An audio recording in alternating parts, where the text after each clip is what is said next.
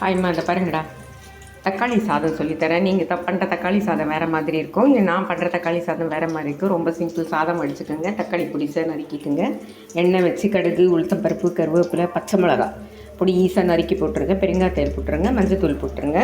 இப்போ அதை தாளிச்சுட்டு இதை பாருங்கள், இந்த தக்காளி அதில் கொட்டிடுங்க. கொட்டிட்டு அப்படியே நல்லா வதக்கிங்க. நல்லா வதக்கிட்டு இது நல்லா ஸ்மாஷ் ஆகிட்டு நல்லா துப்பு மாதிரி ஆகிடும்.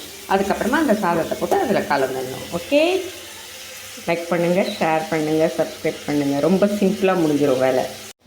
பாருங்கடா, இங்கே பாருங்கடா, எவ்வளோ நல்லா தொக்கு மாதிரி அப்படியே ஸ்மாஷ் ஆகிடும்.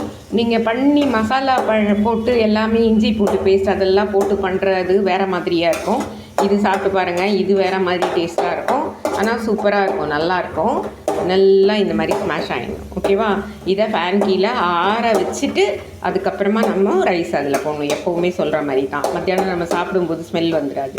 ஃபேன் கீழே நல்லா ஆற வச்சுட்டு அதுக்கப்புறமா அந்த சாப்பாடு போட்டு அதில் எடுத்து போட்டிங்க. ஓகே, பாருங்கடா, சாதத்தை கலந்து விட்டாச்சு, அவ்வளோதான்.